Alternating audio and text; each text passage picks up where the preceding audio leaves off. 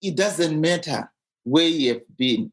It doesn't matter what you have gone through. It doesn't matter what other people have told you. You can always change your life. It's never too late to start again. I'm almost 60 right now, and I have found love again. I have gone back into the dating scene after a long, long, long dry spell. So it's never too late to start anything new. And it's never too late to open new doors for your life.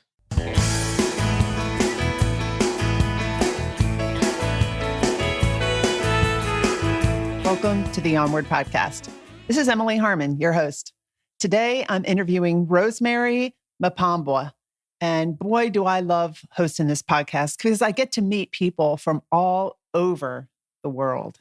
Rosemary lives in Canada now, but she's from Zimbabwe, and she's a relationship coach. When I think back on my relationships, I think there's many times I could have used Rosemary's help. Rosemary is that courageous woman who got tired of crying herself to sleep after losing her husband in 2000. She saw that crying about her situation as a single parent and a widow was a self-destructive behavior, and she wanted revenge, but she never got the platform to get an apology from the people that caused her grief. So she decided to write a book, which became her healing manual. It's called Exhume or Heal, a widow's memoir to getting her groove back. Now Rosemary's on a mission to help women heal from their grief and trauma, from their past broken relationships. And she helps them get back into the dating scene after a long dry spell with a bang, to date smart and to be love magnets and to find the love they have always wanted. Let's get to the interview. Rosemary, welcome to the Onward Podcast. Thank you. Thank you so much for having me. This is going to be, well, I don't know, it's going to be a little bit of a tough interview based on what we're discussing. You wrote a book, Exhume or Heal, a widow's memoir, getting her groove back, which is pretty cool. I want to hear how you got your groove back. I know you went through a difficult time. Yeah, I see your book, and I looked it up on Amazon. I saw you have a workbook too. Yeah. So that's really good. Yeah. That's awesome. So it's with exercises that people can go through to help them as they, Mm-hmm. And what I read too, you had some good reviews on there for your book. And I read that it's not just for widows, it's for anybody who's had a loss and is grieving, like a breakup with a boyfriend or a girlfriend or a divorce or something like that, right? Yes, it is. Yeah. Well, can you tell us start off with telling us your story? Like I said, this will just be a conversation, and I'll probably ask you questions along the way, but I know I'm interested in hearing your story, and so are the Onward Podcast listeners. Okay. Thank you, Emily, for having me on your platform. I was married for almost 12 years before my husband was taken away from me. And the day when I married him, I said, I do. And I thought it was going to be for life, I never thought that statement would come haunting me 12 years later. And the thing that really baffled me is how young both of us were. My youngest child was only 5 years old. My oldest was 12. My son was 9. And to be widowed at that age, I was in my late 30s. And being left with young children like that, my husband also had a business, an engineering business. Both of us were college lecturers at the same college. But he also had a side hustle, an engineering business. So we came from 3 incomes to 1 income. And it was tough. Yeah, it was tough. And those days, the benefits would take almost a year before they were released. His benefits were only released 18 months after he died. So because you were living in Zimbabwe, right? Yes. When that happened. Yeah. Mhm. And I know even with when I told you before we started the interview that my former husband died, my children's father died, Yeah. and that was in 2019, December. And there's still some money I'm working on getting. So it just, all the phone calls that you have to make and the time it Yes. takes. And then for me, I still get mail addressed to him. And it's like a slap in the face every time because it's like, he's not here anymore. I know. That's the toughest part. Like for me right now, I'm still using his last name, Mupambwa, because after he died, I had to leave the country. And it was just too expensive and too much of a hassle for me to change back to my maiden name. So imagine I'm still called Mrs. Mupambwa, but the Mr. has been gone for 20 years. It's hard. It's hard. I mean, I guess it gets a little easier with time. I don't know what you think, but I mean, there's still, you don't cry every second or whatever, but and it was only he was my former husband, but still there was a close bond there. So I know it's very hard. I'm sorry. Yeah. No, thank you. Yeah, because the thing is, when you lose a spouse, it doesn't matter whether you were divorced or you were still married. The fact that you shared a life together, and especially when there's children involved, is tough. You can't just cut off the strings just like that.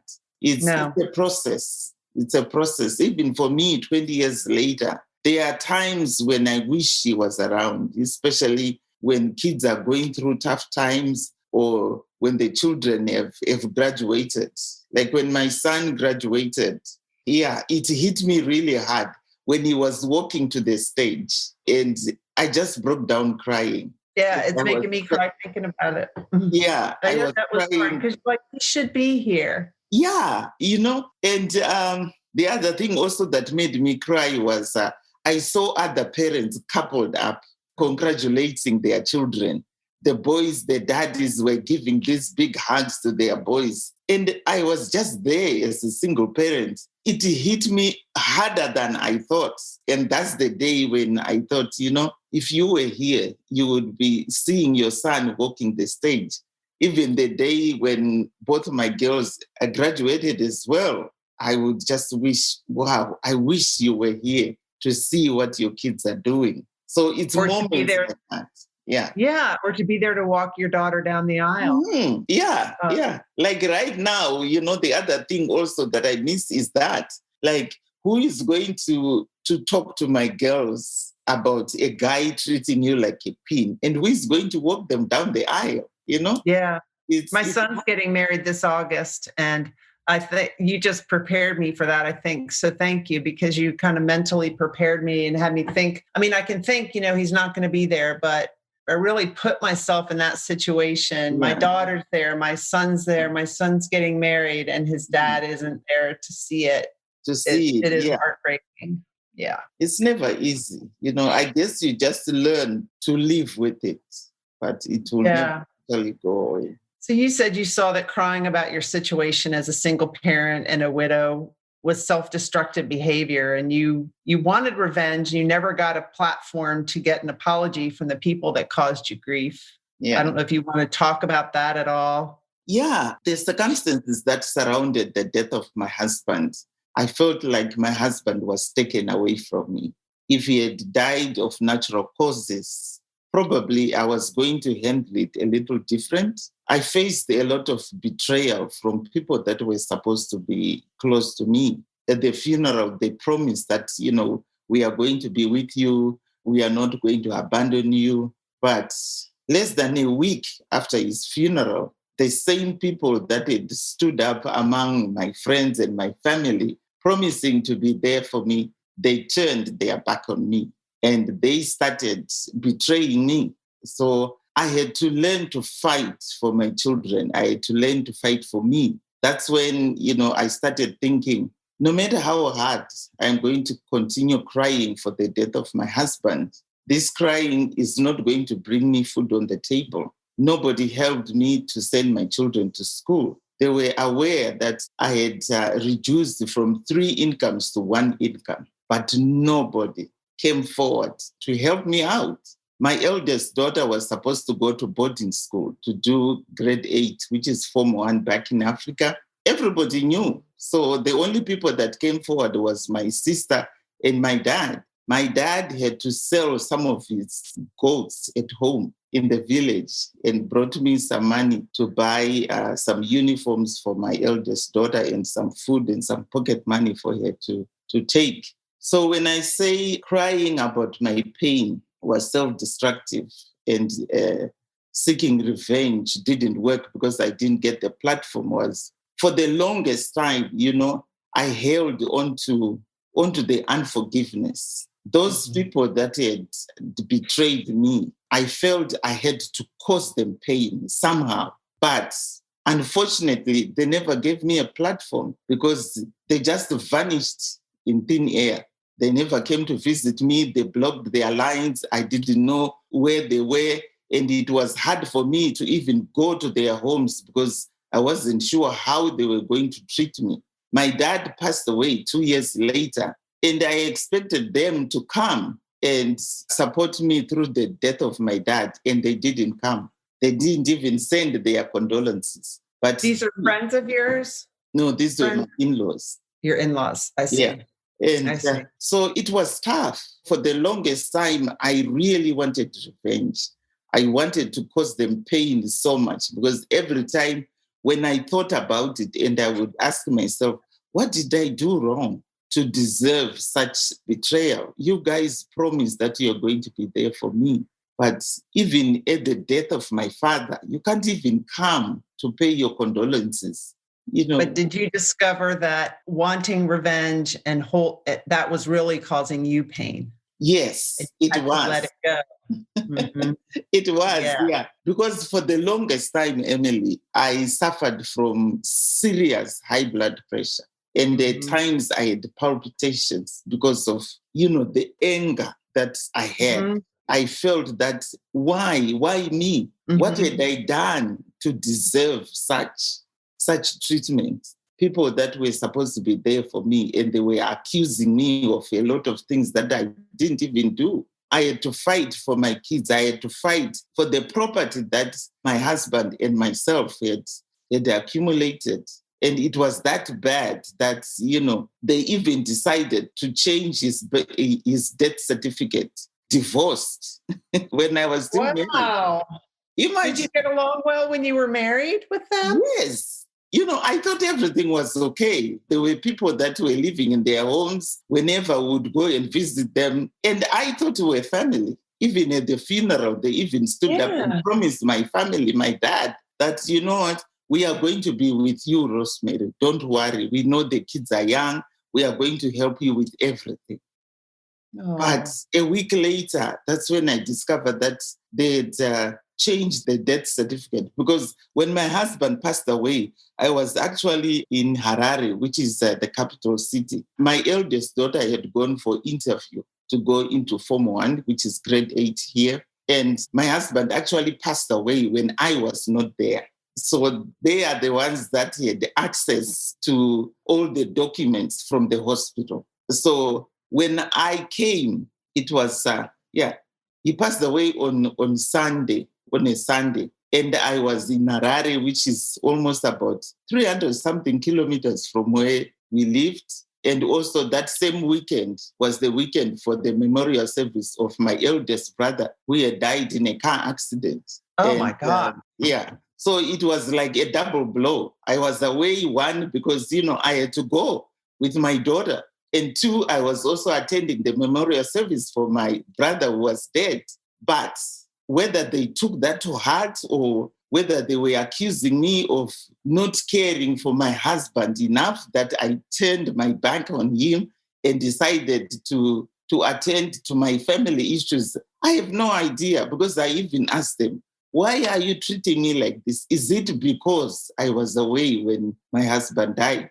And they didn't answer me. So it was those things that, how can you go to the extent of taking a death certificate and putting divorced when you know that there is a legal wife who has 3 children? So at some point you had to realize, look, they're not going to change. Yeah. And all this misery I'm going through is killing me because my blood pressure's high. Yeah. It's stressing me out. So you finally, something was the breaking point for you to say, I'm done with this. I'm going to figure out how to get my groove back. Yeah. It took me a long time because, to be honest, I thought maybe one day things were going to turn around. And even the first time when I went back home after 12 years, I visited them. But we had nothing to talk about. We just when you went back, because you moved to the United States, right? Yeah. And then when you went back, Yeah. So we had nothing to talk about because when I left my children, they were even accusing me of abandoning my children. And I'm like, when I went to the US, I didn't have a visa for the children. Back then, it was tough getting a visa. I only managed to get a visa for me. And I thought, when I get to the US, I will work and save enough money to get my children. But the immigration in the US, it's tough. I spent 2.5 years trying to get my children. And I paid almost 18,000 US dollars, just the lawyer fees, the court fees, and I couldn't. Yeah. And then, that's when the Canadian government and the US government, they had an agreement to exchange professionals from certain African countries, and Zimbabwe was among one of them. So that's how I managed to come into Canada. Wow. So that's where you live now, in Canada? Yeah. Yeah. So right now I'm here in Canada and my kids are here now.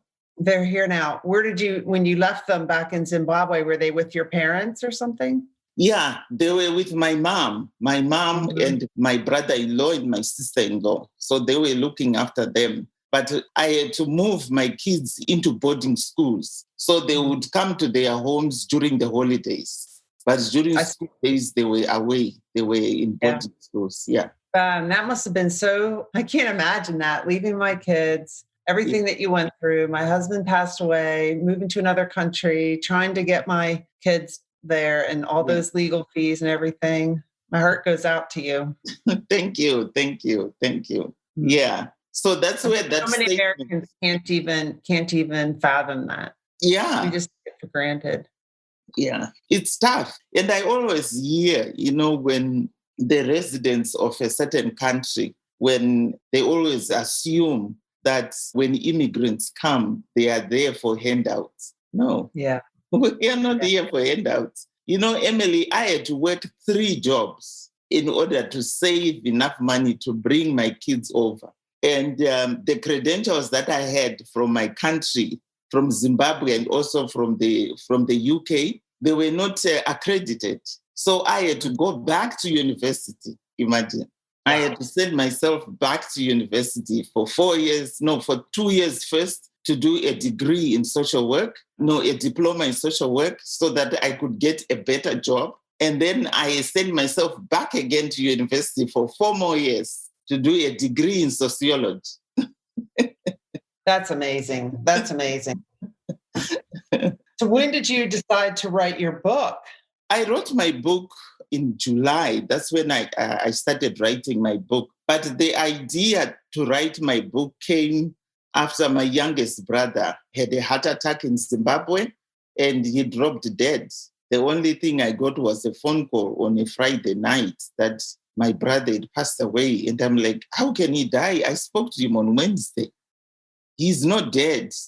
So just that shock again of losing another family member. And my mom had also passed away in 2017. She had cancer and I looked after her here in Canada. And I stayed with her for almost 8 years here before she passed away. So she had passed away in 2017. I also had lost my other brothers as well. I lost all my best friends. And now losing my mom and the only other relative that I had, my brother, he was dead. So it was like, I was left with no other shoulder to cry on. And now I am the eldest member of my whole family. So it's all those responsibilities, because my brother was at home. So everything that the other siblings that are still in Zimbabwe, he was dealing with them. So when I got a call and when I flew to Zimbabwe for his funeral, I was just in shock until I came back.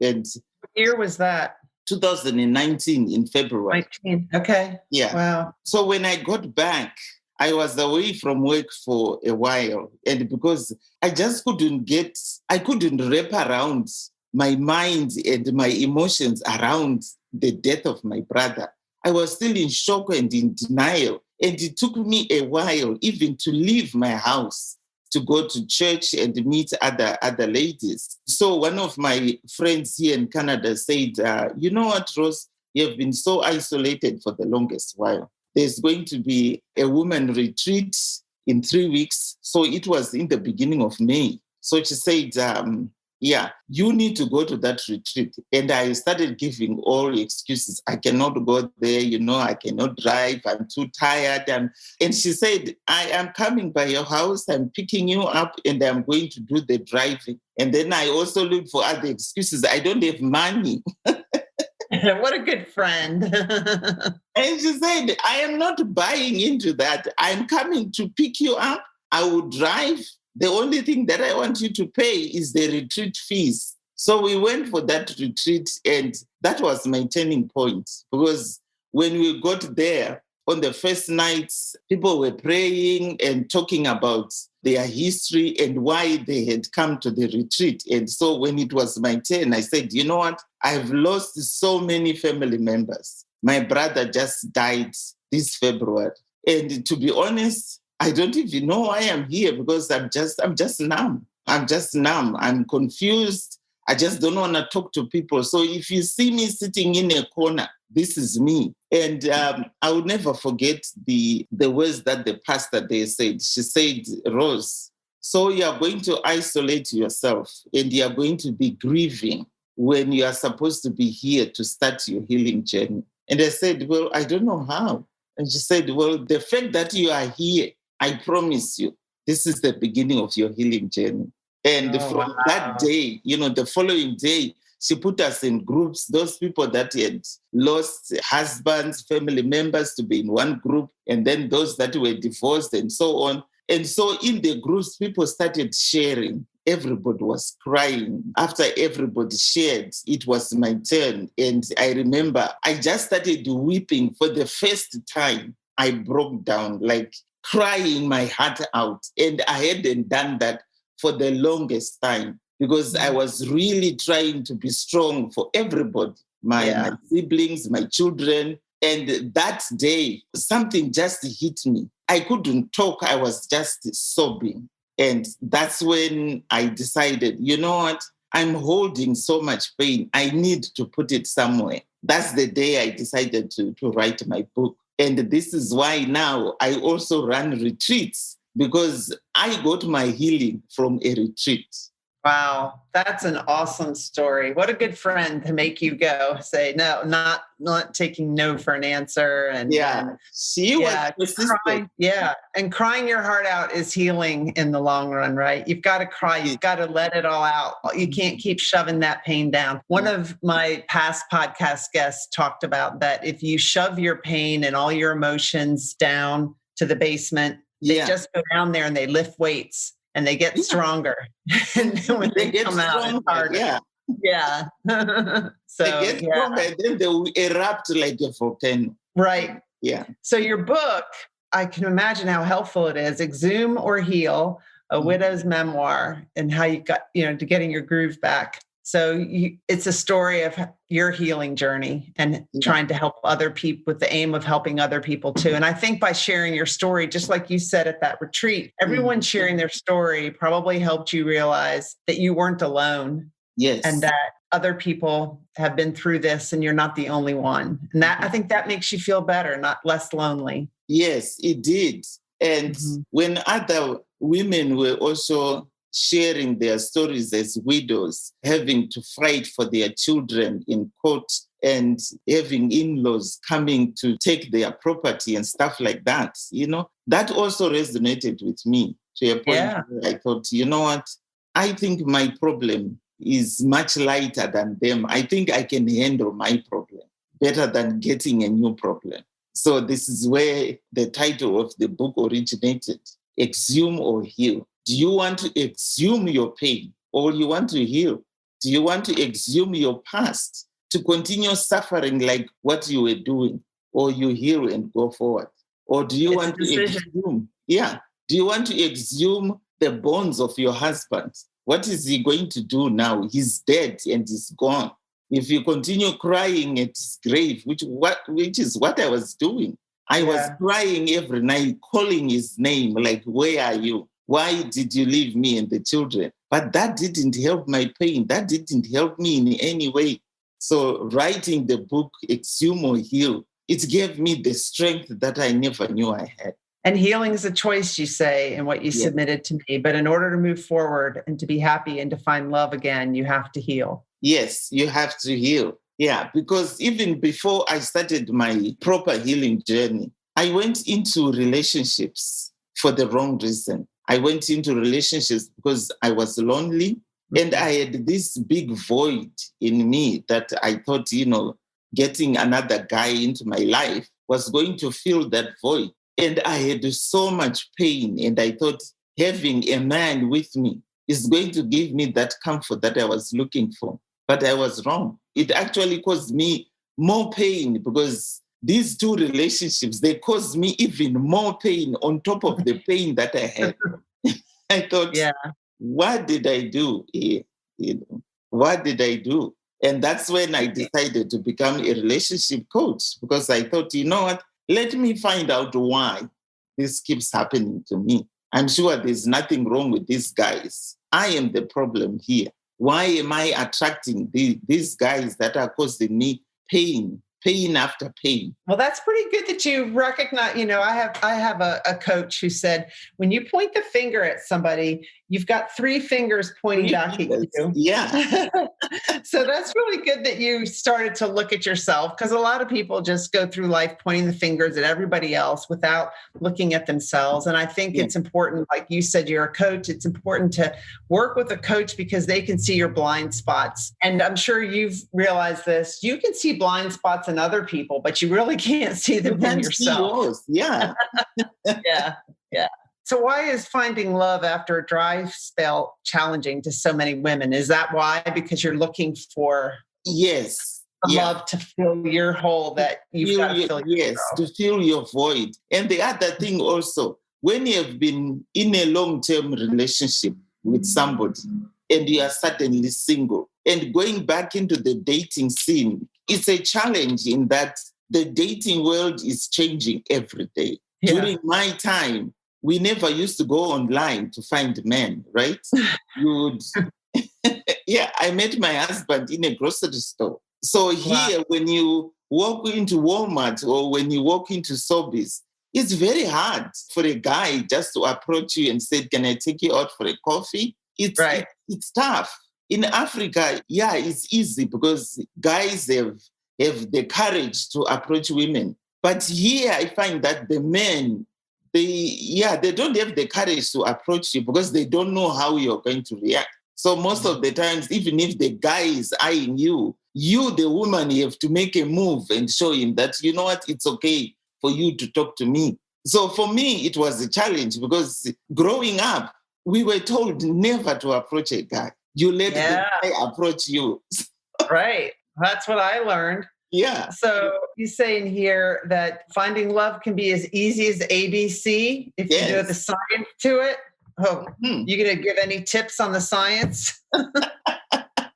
Yeah, it can be as easy as ABCD, as I said, as long as you have healed from your past. Because the thing is, if you still have a bleeding heart, you are not going to be good to anybody, even yourself. Because one, you are a broken soul who is looking for love for the wrong reasons. Two, you are going to attract the wrong people because you have all this negativity that's surrounding you. Three, when you look at men, because they are so lonely and desperate to have somebody, you are going to get the first guy that comes to you and asks you out for a date, and there you are. You'll be working so hard to keep that guy in your life. And so he is going to give you conditions for you to stay with him instead of the other way around. Yeah. I can see that. Yeah. Uh-huh. So now what I do is when I meet with women, I ask them for their story. How come you are single at this age? And then they will say, oh yeah, my husband passed away so many years ago. Okay. How many relationships have you been into? 4, 5, or 6? Okay. Why do you think all these relationships were not working out? And then most of them, they always start to blame the guys. Oh yeah, the guy was controlling this. And then I will know that, yes, the guy was controlling, but you also took a part in that relationship, because instead of you leaving that guy, you decided to hang on to him, right? And the more you hang on to this guy, the more clingy and needy you are going to be. And down the line, you are going to be counting all the time, the months, the years that you have wasted with this guy. And it will be more difficult for you to leave, because you are like, oh yeah, you know what? I've already invested 2 years into this relationship. I can't really leave him now. It will change. What I found out, Emily, is you can never change a man. No. The only person, you can never change a man. A man will change when he is in love. He will change for a woman that he loves. 1, 2. The only person that can change a man is a mom when she is changing his diaper as a baby. That's all. I love that. That's all. But when he's an adult, he knows how to pay his own bills. You can never change him. Never. Oh, I know. I know from experience. Oh my gosh. I can tell you're a good relationship coach. Thank you. Yeah. What is dating smart and being dating material? Yeah, when I talk about dating smart, is will give you tools in order for you to recognize the red flags, in order for you to start dating for the right reasons. Will also make sure that you realize that you are not going to date from a desperate mode. Because when you are desperate to fill in that void because you are lonely, then you are going to exude this energy that you are needy and clingy, and you will do anything to keep that guy, even sleeping with him on the second date, which you are not even supposed to do, because this guy is supposed to earn your respect.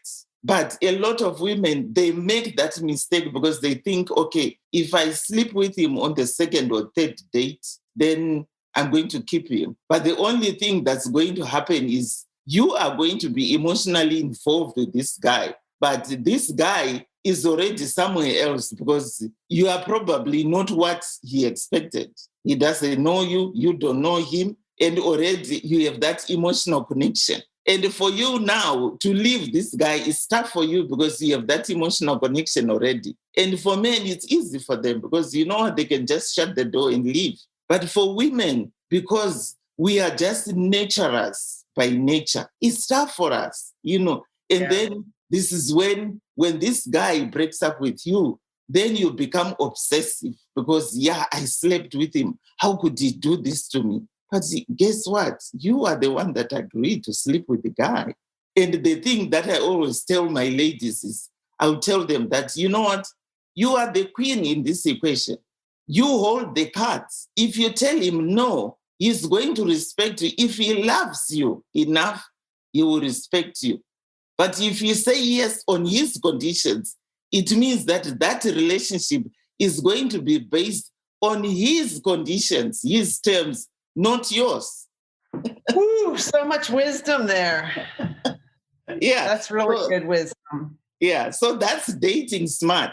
So once you go in there knowing who you are, knowing yourself, that, you know what, I'm a single, powerful, beautiful, sexy woman. I'm not going to let any man mess around with this. Then yes, men will respect you. You go in knowing what you want. Yeah. Not waiting for him to show you. No, you go in and you tell him what you are looking for. Right. Yeah. Not waiting to see what he wants and then being that. Yeah, being that. And it's not you. Mm-mm. Yeah. Yeah, it's the other way around. Yeah, Yeah. definitely. So how long have you been a relationship coach? For almost 4 years now. Wow, that's awesome. I can Almost tell you 4 help years. a lot of people. Yeah, Yeah. I can Yeah. tell. Yeah.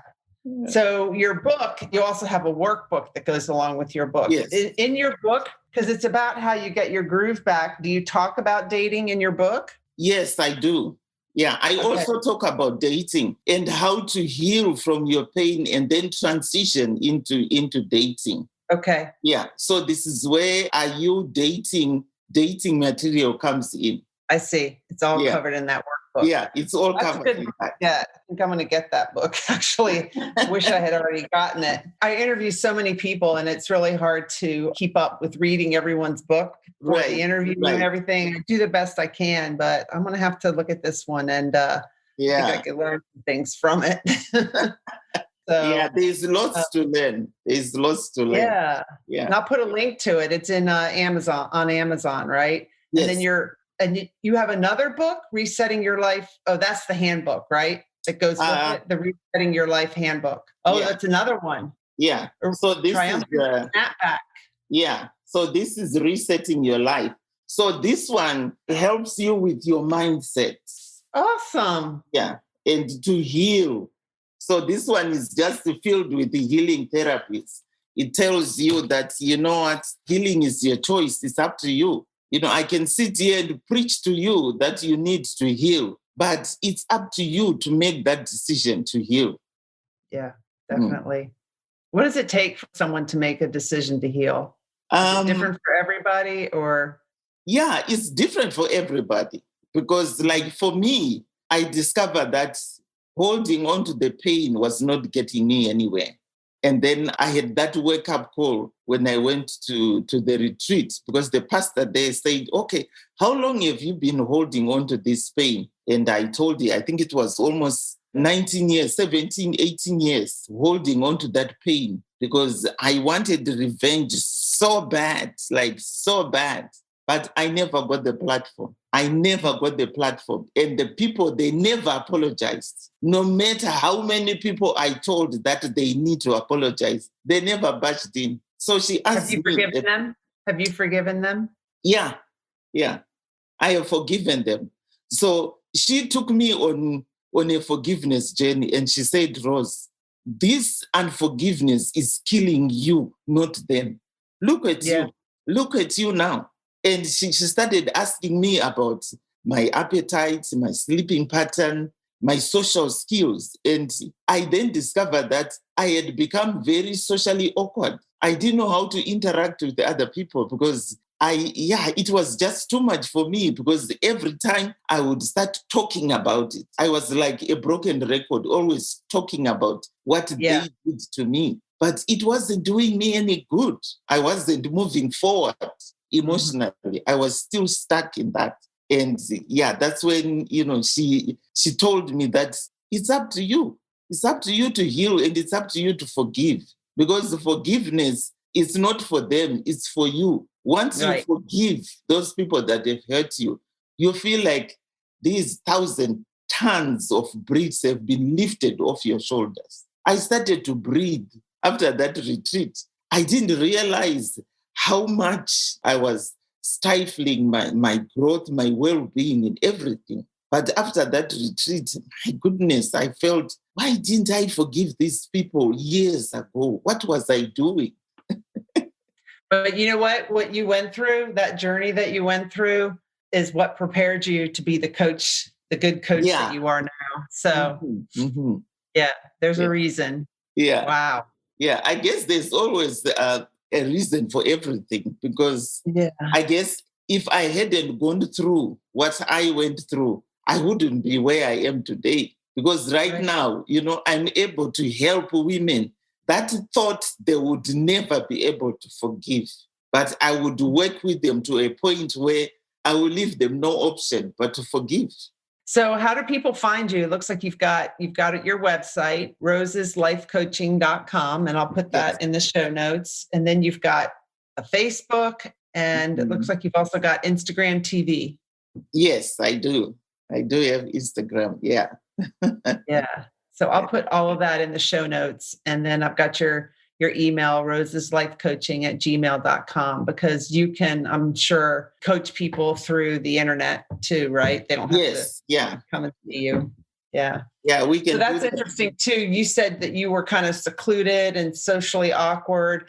You went, after your brother died in 2019, and then you went to that retreat in May of 2019, and then COVID hit. Yes. And then COVID hit. Yeah. So you can stay secluded even longer. Even longer. Yeah. Yeah. And then the other thing also that I also wanted to add is I'm a certified Reiki master. So I read energy. Okay. So most of the times when I'm talking to my clients, I can tell, the things that they don't want to share with me, I can feel them. And I also have a gift of releasing trapped emotions. So what energy are you feeling from me right now? For you, it's a lot of regret. There's things that you think, you know what, I shouldn't have done that. Or I wish I had done this earlier. Yeah, that's true. Because like when you were talking about how guys don't change really, because my kid's dad was verbally abusive, and the one that passed away, he was nice the whole time he was sick. But when I was with him, he was verbally abusive, and I never left. I just, I stayed too long and thinking that things would change, but they didn't. Yeah. They didn't. So it's okay. It is what it is. Helps me be a better coach now too. So yes. Yeah. Yeah. You know what? I've also learned that the experiences that we go through will shape the people who we become after that. So when you have gone through, some turbulence in your life, it's up to you how you are going to use that. Are you going to use that as a lesson, or you are going to use that to be in the victim pity party mode for the rest of your life?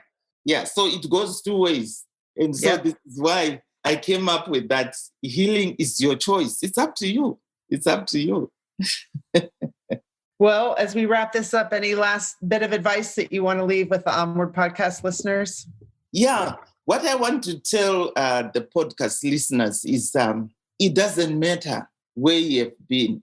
It doesn't matter what you have gone through. It doesn't matter what other people have told you. You can always change your life.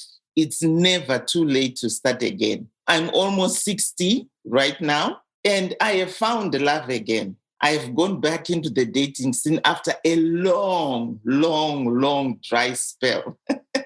So it's never too late to start anything new. And it's never too late to open new doors for your life. And a lot of women, they always tell themselves, the shelf life for dating, it is expired as old as I am. No, everybody needs some TLC. When your kids are grown, then what are you going to do? You're going to be an empty nester. And then what? Yeah, I'm an empty nester. So I recently met somebody and went on a date. Yeah. But I could tell that I wasn't ready. I still had some inner work, because I could tell that I would have reverted back to being a chameleon and a pleaser. Yeah, I caught that. And so I was like, nope, not ready to date yet. But maybe when I'm 60 like you. I'm turning 58 this year. So maybe 2 more years. Wow. What? 58? You don't even look it. No, you don't look 60. Thanks, Rosemary, for being on the Onward podcast. Yeah, no, thank you. Thank you so much, Emily, for having me. It was a pleasure. I learned from every single one of my Onward podcast guests. Thank you, Rosemary, for everything you taught me during this interview. I really, really enjoyed meeting you. And thank you to all of the Onwarders listening today. I can't believe it's been 1 year since I started the Onward movement. The Onward movement is all about embracing authenticity and releasing the fear of judgment so that you can create the life of your dreams with confidence, a life that you love. For me, and probably for you, creating a life that I love means being physically fit. And also lately, I've been learning about mental fitness. I recently participated in a group coaching program with Shirzad Chamine. Shirzad is the author of the New York Times bestseller, Positive Intelligence. And when I participated in his program, I was building up my mental strength, and I still am, through regular short exercises. And I kept track of my progress in an app. And I worked with a small group of people for accountability, where we share what we think and we feel and our experiences in practicing mental fitness and how it's helping us be more in flow with much less negativity throughout the day. I'm so excited that now I get to offer this coaching program to my clients. If you go to my website, emilyharmon.com, and look for the page on mental fitness, you'll see how you can sign up. It's a 6-week program, and it's life-changing. You'll learn how to easily incorporate mental fitness into your daily life. Do you feel this way sometimes, like in your work or your personal life? Have you ever felt overworked or underappreciated or even guilty or lazy when you tried to relax? Are you constantly thinking about mistakes you made, or do you wake up in the middle of the night thinking about what could go wrong tomorrow or how you could have handled a particular situation better? I know I have felt this way.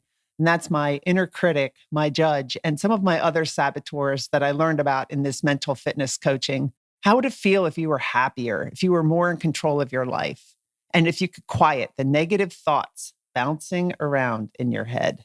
This constant self-judgment and negativity really does affect all of us and those around us. And it sometimes feels like we can't control how we feel or what we think.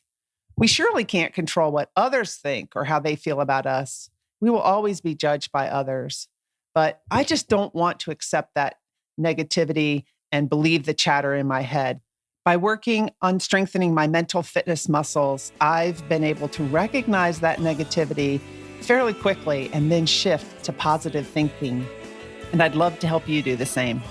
Have a great week, Onwarders. Thank you for listening to the Onward podcast. I really appreciate your support.